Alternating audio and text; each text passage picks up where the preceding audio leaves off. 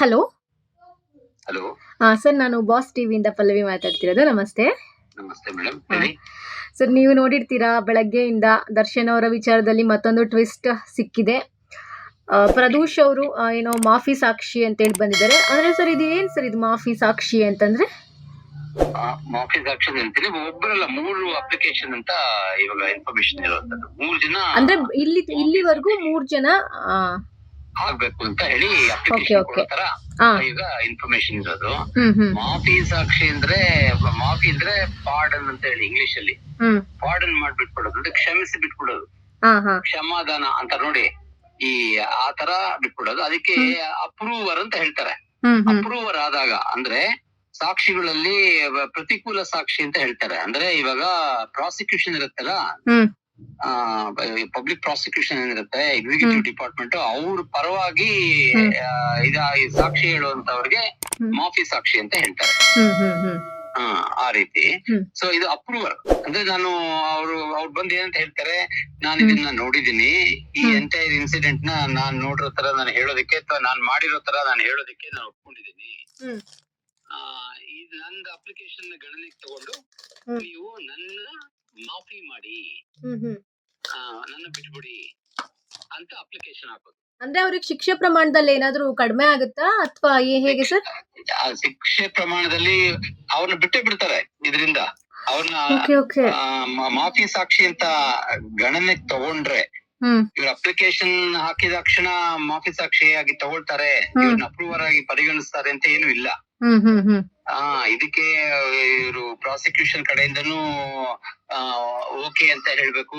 ಮತ್ತೆ ಅದನ್ನ ಕೋರ್ಟ್ ಗಣನೆ ತಗೊಳುತ್ತೆ, ಯಾವ ಸ್ಟೇಜ್ ಇದೆ ಇವಾಗ, ಏನೇನಾಗಿದೆ, ಇದನ್ನೆಲ್ಲ ಗಣನೆ ತಗೊಂಡು. ಆದ್ರೆ ಜಡ್ಜ್ಮೆಂಟ್ ಬರೋವರೆಗೂ ಯಾರಾದ್ರೂ ಬೇಕಾದ್ರೆ ಅಪ್ರೂವರ್ ಆಗಿ ತಿರುಗೋದಕ್ಕೆ ಅಪ್ಲಿಕೇಶನ್ ಹಾಕೊಳ್ಬಹುದು, ಅದಕ್ಕೆ ತಡೆ ಇಲ್ಲ. ಅಂದ್ರೆ ಇವಾಗ ಕೊನೆಗೆ ಜಡ್ಜ್ಮೆಂಟ್ ಬರುತ್ತೆ, ಜಡ್ಜ್ಮೆಂಟ್ ಬರ್ಬೇಕಾದ್ರೆ ಒಂದು 5 ಜನ ಅಕ್ಯೂಸ್ಡ್ ಇರ್ತಾರೆ ಅಂತ ಅನ್ಕೊಳ್ಳಿ. ಅದ್ರಲ್ಲೂ ಒಂದು 2-3 ಜನ ಅಥವಾ ಬೇಕಾದ್ರೆ ನಾವು ಈ ತರ ಮಾಫಿ ಸಾಕ್ಷಿ ಆಗ್ತೀವಿ, ಅಪ್ರೂವಲ್ ಆಗ್ತೀವಿ ಅಂತ ಹೇಳ್ಬೋದು. ಆ ಟೈಮಲ್ಲೂ ಸಹ ಹೇಳ್ಬೋದು. ಬಿಫೋರ್ ಜಡ್ಜ್ಮೆಂಟ್ ವರ್ಗು ಹೇಳೋದಕ್ಕೆ ಇವ್ರಿಗೆ ಕಾಲಾವಕಾಶ ಇರುತ್ತೆ. ಅದ್ರ ತಗೊಳ್ತಾರೆ ಜಡ್ಜ್, ಅದನ್ನ ಪರಿಗಣಿಸಲ್ಲ ಅನ್ನೋದು ಬೇರೆ ಪ್ರಶ್ನೆ.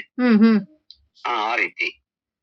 ಓಕೆ ಸರ್, ಅಂದ್ರೆ ಇಷ್ಟು ದಿನ ಸುಮ್ನೆ ಇದ್ದವರು ಇವಾಗೇನು ಬಂದಿರ್ಬೋದು, ಅವ್ರ ಮನ್ಸೇನಾದ್ರು ಚೇಂಜ್ ಆಗಿದ್ಯಾ ಅಥವಾ A1 A2 ಏನಾದ್ರು ಇನ್ನೂ ಸಿಕ್ಕಾಕ್ಸ್ಕೊಳ್ಳೋ ಪ್ಲಾನ್ ಅಥವಾ ಹೇಗೆ ಅಂತ? ಅಂದ್ರೆ ಈಗ ಏನಾಗಿರುತ್ತೆ, ಈಗ ಅವರು ನೋಡ್ತಾ ಇರ್ತಾರಲ್ವಾ ಯಾವ ರೀತಿ ನಡೀತಾ ಇದೆ ಕೇಸ್ ಅಂತ ನೋಡ್ತಾ ಇರ್ಬೋದು. ಒಂದ್ ಕಡೆ ಒಂದು ದೃಷ್ಟಿಕೋನದಲ್ಲಿ ನೋಡಿದಾಗ ಕೇಸ್ ಯಾವ ಕಡೆ ಹೋಗ್ತಾ ಇದೆ ಅನ್ನೋದು ಅವ್ರಿಗೂ ಗೊತ್ತಾಗಿರುತ್ತೆ. ಯಾರಿಗೆ ಇವಾಗ ಯಾರು ಅಪ್ಲಿಕೇಶನ್ ಹಾಕಿದಾರೆ, ನಾನು ಅಪ್ರೂವರ್ ಆಗ್ತೀನಿ ಅಂತ ಅಪ್ಲಿಕೇಶನ್ ಹಾಕ್ತಾ ಇದಾರೆ, ಅವ್ರಿಗೂ ಸಹ ಗೊತ್ತಿರುತ್ತೆ ಕೇಸ್ ಯಾವ ಕಡೆ ಹೋಗ್ತಾ ಇದೆ ಅಂತ ಗೊತ್ತಿರುತ್ತೆ. ಅವರು ಲಾಯರ್ಸ್ ಅವ್ರಿಗೆ ಎಕ್ಸ್ಪ್ಲೈನ್ ಮಾಡಿರ್ಬೋದು. ಮತ್ತೆ ಅವ್ರ ಮನೆ ಕಡೆಯಿಂದನೂ ಅಥವಾ ಅವರು ಯಾರಿದ್ದಾರೆ ಅವ್ರ ಸ್ನೇಹಿತರ ಕಡೆಯಿಂದ ಕಾನೂನು ಸಲಹೆಗಳು ಬಂದಿರ್ಬೋದು. ಸೊ ಇದನ್ನೆಲ್ಲ ಇಟ್ಕೊಂಡು ಅಥವಾ ಅವ್ರಿಗೆ ಸ್ವಂತ ನಿರ್ಧಾರ ಇದ್ರು ಇರ್ಬೋದು. ಸೊ ಈಗ ನಾವು ಇದರಿಂದ ಆಚೆ ಹೋಗೋದಕ್ಕೆ ಇದೊಂದು ದಾರಿ ಅಂತ ಅವ್ರ ಮನಸ್ಸಿಗೆ ಅನ್ಸಿರ್ಬೋದು. ಈಗ ಎಲ್ಲ ಇವಾಗ ಪ್ರೂವ್ ಆಗೋದ್ರೆ, ಈ ಕೇಸ್ ಪ್ರೂವ್ ಆಗೋದ್ರೆ ಎಲ್ಲಾರು ಇದು ಶಿಕ್ಷಾರ್ಹ ಅಪರಾಧ ಅಲ್ವಾ? ಹೌದು. ಸೊ ಈಗ ಅವರು ಜೈಲಲ್ಲೇ ಇರ್ಬೇಕಾದಂತ ಪರಿಸ್ಥಿತಿ ಬರ್ಬೋದು ಅಂತ ಅನ್ಕೊಂಡು ಅವರು ನಾನು ಅಪ್ರೂವರ್ ಆಗ್ತೇನೆ ಅಂತ ಮುಂದೆ ಬಂದಿರ್ಬೋದು. ಓಕೆ ಸರ್, ಕೋರ್ಟ್ ಏನ್ ಕೇಳಲ್ವಾ ಇಷ್ಟು ದಿನ ಯಾಕಪ್ಪ ನೀನ್ ಸುಮ್ನಿದ್ದೆ ಇವಾಗ ಬಂದಿದ್ಯಾ ಅಂತ? ಖಂಡಿತ ಕೇಳುತ್ತೆ. ಕ್ರಾಸ್ ಎಕ್ಸಾಮಿನೇಷನ್ ಮಾಡೋದಕ್ಕೆ ಒಂದು ಪ್ರಾಸಿಕ್ಯೂಷನ್ ಕಡೆದು ಒಂದು ವಿಷಯ ಅವ್ರು ಗಣನೆ ತಗೊಳ್ಬೇಕು ಇವ್ರನ್ನ. ಇನ್ನೊಂದು ಈ ಕಡೆ ಬೇರೆಯವ್ರು ಯಾರಿದ್ದಾರೆ ಅಕ್ಯೂಸ್ಡ್ A1 A2 ಇರೋರು, ಅವರು ಸಹ ಇದಕ್ಕೆ ಅಬ್ಜೆಕ್ಷನ್ಸ್ ಹಾಕ್ಬೋದು. ಹೆಂಗೆ ಅಂತ ಹೇಳಿ ಇವ್ರ ಕಡೆಯಿಂದನೂ, ಇವಾಗ ಅಕ್ಯೂಸ್ ಕಡೆಯಿಂದನೂ ಅವ್ರನ್ನ ಕ್ರಾಸ್ ಎಕ್ಸಾಮಿನೇಷನ್ ಮಾಡ್ತಾರೆ. ಯಾಕೆ ಇಂಥ ಟೈಮಲ್ಲಿ ಯಾಕೆ ಪ್ರಯದೆಲ್ಲ ಇನ್ನೇನು ಮುಗಿಯುವಂತ ಟೈಮಲ್ಲಿ ನೀವೇನು ಈ ರೀತಿ ಆಗ್ತಾ ಇದ್ರೆ ಅಂತ ಅದು ಅವ್ರನ್ನ ಕ್ರಾಸ್ ಮಾಡ್ತಾರೆ. ಹಾಗೆ ಆಗೋದಿಲ್ಲ, ಇದೊಂದು ಪ್ರಾಸೆಸ್. ಇದು ಅದು ಪ್ರೋಸೆಸ್ ಹೇಗಿರುತ್ತೆ ಅಂತ ಸರ್? ಪ್ರಾಸೆಸ್ ಇವಾಗ ಈ ಅಪ್ಲಿಕೇಶನ್ ಹಾಕ್ತಾರೆ, ಅಪ್ಲಿಕೇಶನ್ ಹಾಕದ್ಮೇಲೆ ಅದು ಹಿಯರಿಂಗ್ ಬರುತ್ತೆ.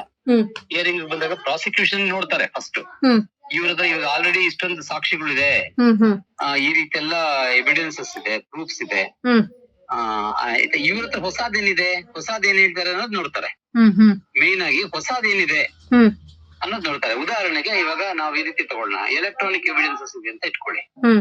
ಎಲೆಕ್ಟ್ರಾನಿಕ್ ಎವಿಡೆನ್ಸಸ್ ಅಲ್ಲಿ ಈಗ ಯಾರೋ ಅಕ್ಯೂಸ್ಡ್, ಇಷ್ಟು ಜನ ಅಕ್ಯೂಸ್ಡ್ ಅಲ್ಲಿ ಹೋಗಿ ಯಾರೋ ರೇಣುಕಾ ಸ್ವಾಮಿನ ಹೊಡಿತಾ ಇರ್ತಾರೆ ಅಂತ ಇಟ್ಕೊಳ್ಳಿ.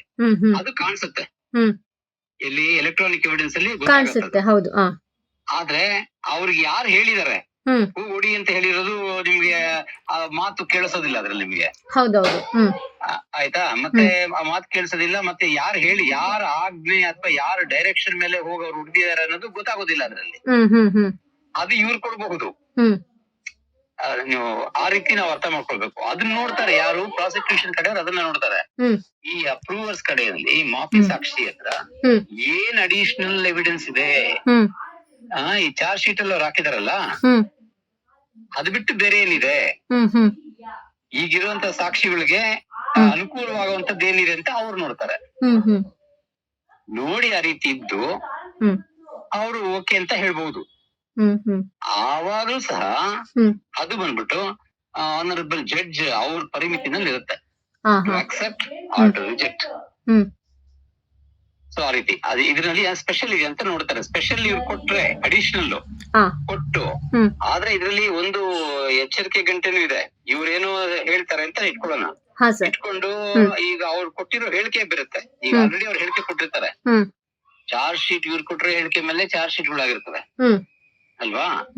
ಹಿಂಗಾಗಿದೆ ಹಿಂಗಾಗಿದೆ ಅಂತ ಇನ್ಸಿಡೆಂಟ್ಸ್ ಹೇಳಿರ್ತಾರೆ ಯಾರು, ಈ ಅಪ್ರೂವರ್ಸ್.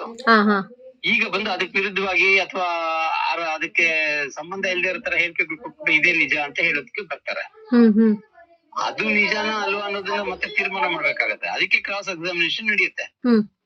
ನಡೆದು ತದನಂತರ ಅವ್ರನ್ನ ಏನು ಅಪ್ರೂವರ್ ಆಗಿ ತಗೊಳ್ಬೇಕಾ ತಗೊಳ್ಬಾರ್ದಾ ಈ ಸ್ಟೇಜ್ ಅಲ್ಲಿ ಅನ್ನೋದನ್ನ ಡಿಸೈಡ್ ಮಾಡ್ತಾರೆ, ಕೋರ್ಟ್ ಡಿಸೈಡ್ ಮಾಡೋದು.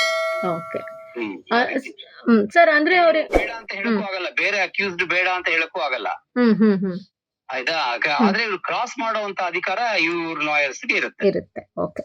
ಲೇಟೆಸ್ಟ್ ಹಾಗೂ ಇಂಟ್ರೆಸ್ಟಿಂಗ್ ಸುದ್ದಿಗಳಿಗಾಗಿ ಬಾಸ್ ಟಿವಿ ಕನ್ನಡ ಚಾನೆಲ್ ನ ಸಬ್ಸ್ಕ್ರೈಬ್ ಮಾಡಿ, ಹಾಗೆಯೇ ಬೆಲ್ ಐಕಾನ್ ಪ್ರೆಸ್ ಮಾಡಿ. ಇದರ ಜೊತೆಗೆ ಫೇಸ್ಬುಕ್, ಇನ್ಸ್ಟಾಗ್ರಾಮ್, ಎಕ್ಸ್ ನಲ್ಲೂ ಮಿಸ್ ಮಾಡದೆ ಫಾಲೋ ಮಾಡಿ.